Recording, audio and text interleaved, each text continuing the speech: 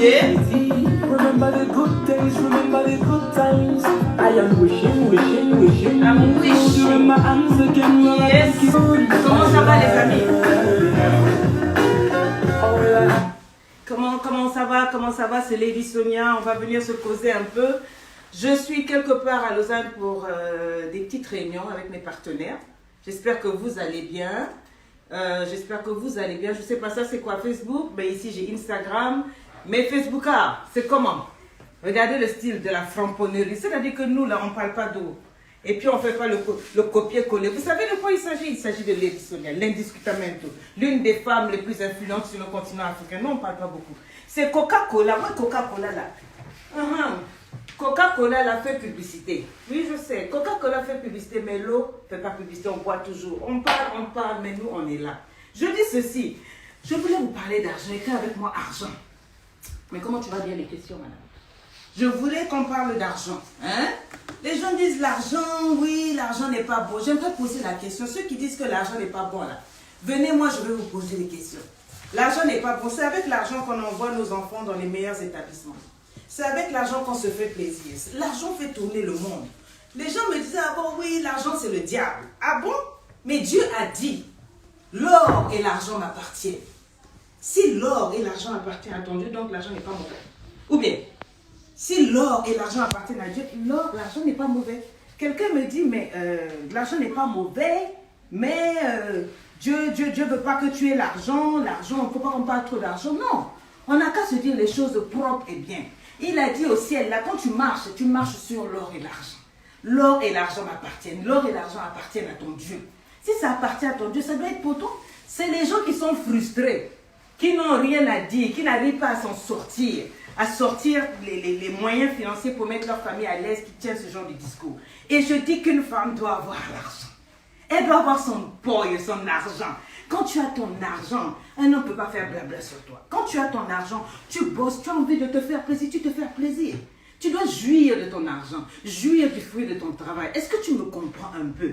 Est-ce que tu me comprends? C'est ça, le mindset d'une petite boss. Tu as ton argent, tu es proprement habillé, tu as envie de quelque chose, tu te fais plaisir, tu veux voyager, tu voyages. Tu veux mettre tes enfants à l'aise, tu les mets à l'aise. Tu veux mettre tes enfants vraiment comment dirais-je, dans des meilleurs établissements, tu les mets dans des meilleurs établissements. J'ai connu des gens qui sont morts simplement par manque d'argent. Il manquait un peu d'argent à l'hôpital pour payer, ils sont morts. Il faut donc que vous bossiez pour pouvoir mettre vos familles à l'abri. Il faut que vous bossiez pour ne pas vous retrouver sur le marché. C'est-à-dire que les sugar baby, sugar daddies, tout ça là, ne puissent pas, comment on appelle, vous maltraiter pour un portefeuille. Quand la femme a son argent et qu'elle est autonome financièrement, vous voyez que la maison même respire. Vous voyez que la maison respire. Regardez le cadre dans lequel Lady Sonia travaille. C'est des cadres extraordinaires. J'ai le lac de Genève. Comment on appelle le lac de Suisse là? Le lac de Genève, juste juste là. Je peux me déplacer. Je voyage comme je veux. Business class, etc. Je ne vois pas ça tout le temps sur les réseaux sociaux. Simplement pour vous faire comprendre. Ce n'est pas pour vous faire tomber dans la convoitise. Mais pour vous dire que quand tu as l'argent, on te respecte. Quand je descends dans les plus grands palaces. Je ne vous les montre pas tout le temps. Je ne vous montre pas vraiment ce que je fais dans mon travail de coaching. Là, je suis venue pour rencontrer des partenaires financiers qui veulent investir, avec qui on va bosser. Mais si je descends dans des petits gloglos, si je viens avec des chaussures déchirées, et puis je dis, Dieu est beau, hein, Dieu est puissant, les gars vont me sentir bizarre. Non, laisse, regarde bien. Il faut être well, il faut être clean. Oui, regardez, de là-bas jusqu'en haut. Nous là, on ne parle pas. Quand tu te présentes, les gars sentent que, ouais, c'est la lady qui est là. C'est de ça qu'il s'agit. Quand tu veux être influente, quand tu veux être puissante, quand tu veux influencer le marché, quand tu vas pour négocier un business, tu ne te présentes pas en Michelin à la gomme. Et puis tu dis, non, Dieu a dit d'être humble. Il faut être humble, mais la première bonne impression, on n'arrête pas. Quand on parle d'argent, vous devenez aigri, vous devenez stressé parce que vous n'en avez pas. Quand tu as l'argent, tu souris, même ton sourire est aux arts.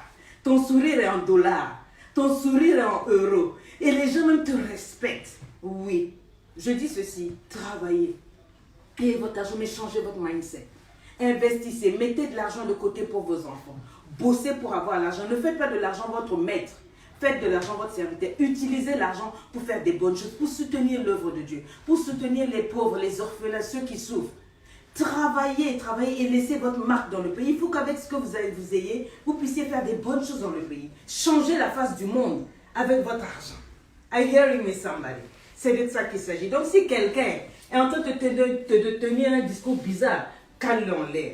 Il y a un monsieur qui se plaignait beaucoup, un pasteur.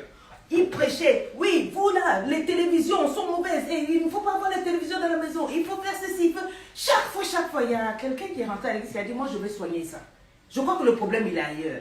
Il a acheté une belle télévision, écran plat, plasma, HD, tout et tout, avec 4 télécommandes, le truc ultra satellitaire. Et le dimanche d'après, il vient dans une grosse voiture, il dit au gars, descendez la télévision. On descend, on dépose. Le pasteur a commencé à être influencé sur le champ. Il dit non, pasteur, ne t'inquiète pas. Après, ici, on va installer ça à la maison. On a installé dans sa maison tout et tout. Le dimanche d'après, quand il vient, il disait, je suivais à la télévision les informations. Et la télévision est bonne. Vous voyez, tout souvent, les gens parlent parce qu'ils n'en ont pas. Quand quelqu'un est frustré, quand quelqu'un n'en a pas, c'est là qui tient des speeches, non, l'argent, vous aimez trop l'argent, vous parlez trop d'argent. Une femme doit aimer l'argent. Un homme doit aimer l'argent. Si tu es normal, tu dois aimer l'argent. Tu ne dois pas faire de l'argent ton Dieu, mais tu dois aimer l'argent. L'argent est bon, écris-moi ça, l'argent est bon.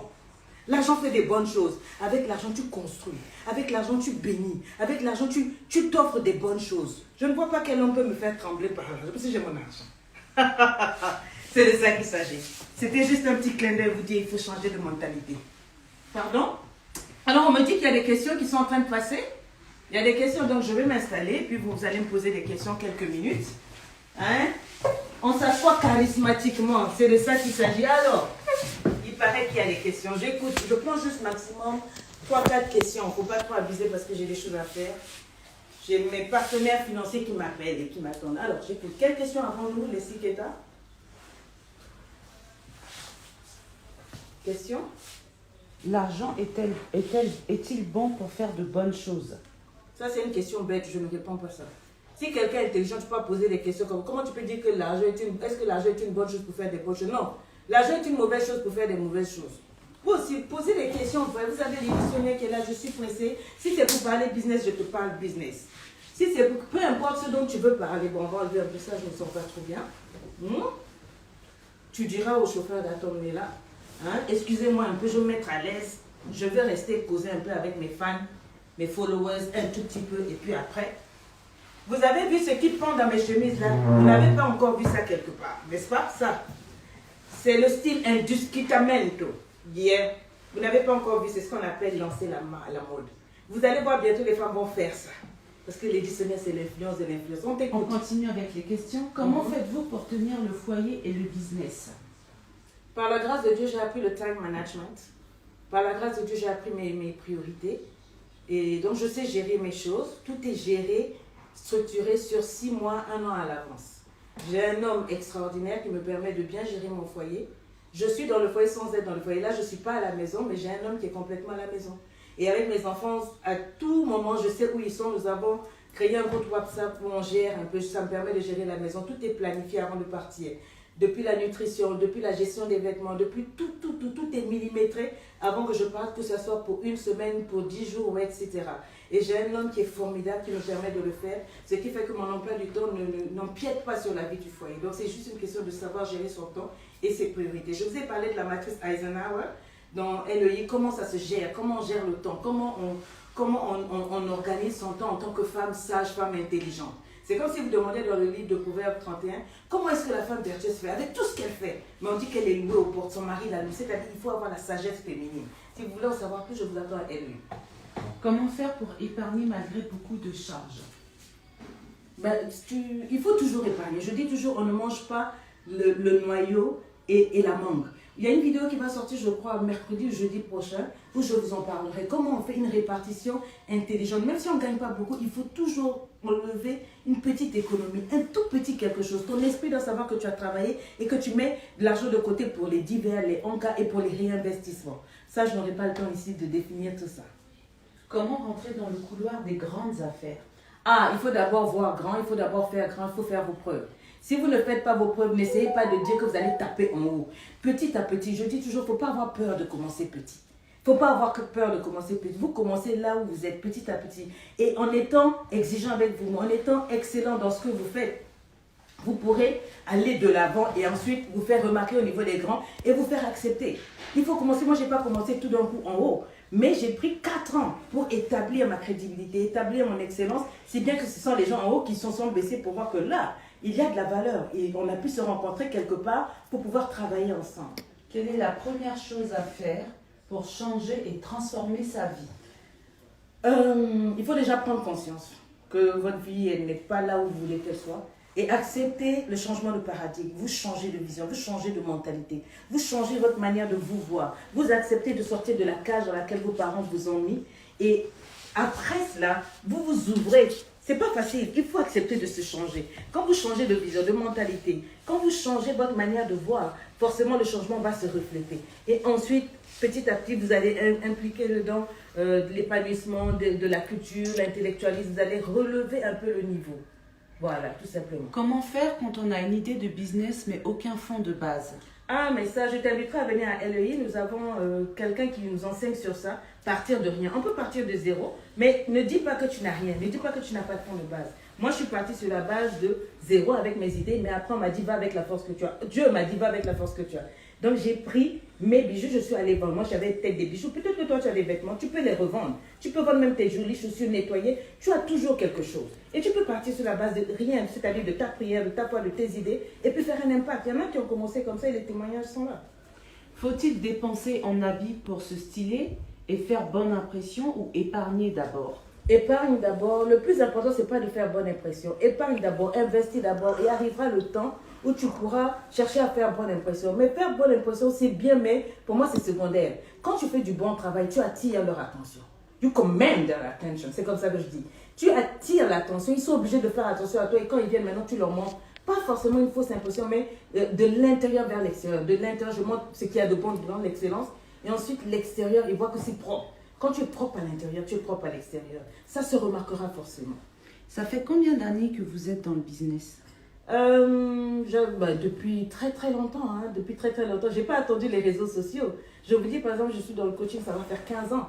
C'est seulement il y a 4 ans que vous m'avez connu sur les réseaux sociaux. Donc, j'étais déjà dans le business depuis. Je vendais des bazins. Quand j'étais au Burkina, je vendais les bazins. Depuis l'Afrique vers l'Europe, je vendais les cheveux. J'envoyais des gens m'acheter des conteneurs de mèches en Chine, etc. Et puis, je vendais. Donc, je me débrouillais. Je me suis toujours débrouillée, même si je n'aimais pas le business.